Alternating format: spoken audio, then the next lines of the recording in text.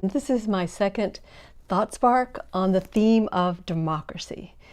Now, I'm aware that a lot of us are terrified that ours is in free fall. And I'm convinced, however, that there is one force powerful enough to turn the tide.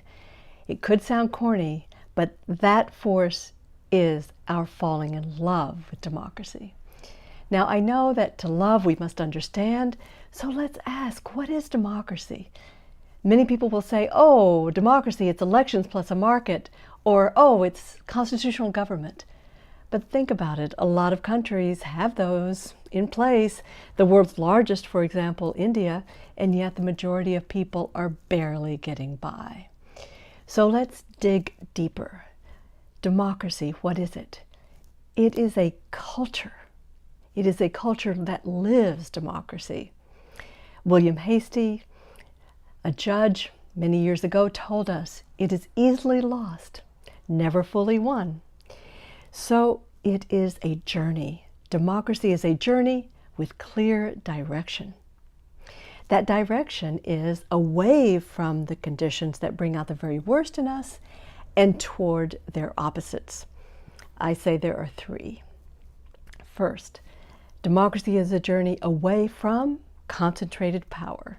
Because think about it, from Hitler and Mao to big oil and Facebook, concentrated power leads to narrow self-seeking all the way to atrocities. Democracy then is a movement toward the opposite, which is the dispersion of power, meaning that we all have a voice. And we can achieve that, for example, as we have done with public financing of elections in a few states. And I was taken recently by the example of citizens of Seattle who passed democracy vouchers, where every voter gets 4 $25 vouchers that they can then allocate as they choose to the candidate of their choice. Democracy is a journey away from concentrated power toward this kind of dispersion of power. Number two, democracy is a journey away from secrecy and toward transparency. Secrecy. We know we do not do well when things are secretive. Think about those bankers who were pushing risky products on others. They had a little secret industry code. I'll be gone, you'll be gone, IBG, YBG, meaning they knew they could get out with their riches before the rest of us knew what was going on. And they did.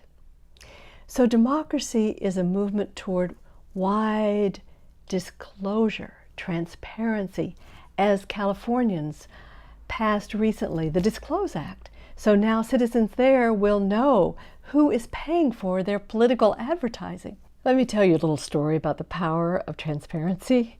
In a UK university, the faculty were not paying for their honor system coffee, and so a clever professor put a photo of human eyes above the coffee station, and guess what? The faculty paid 3 times more for their coffee. Yes, transparency has power. The third condition of democracy, it is a movement away from a culture of blame and toward a culture of mutual accountability. A culture of blame. We know that we humans have some great qualities for democracy, but we have one tragic vulnerability, and that is our tendency to blame the other, those who seem different from us. That tendency shows up even in babies, which is pretty scary. But we also know that we are learners, we humans, and that we can see what happens and change. For example, our progress toward racial inclusion.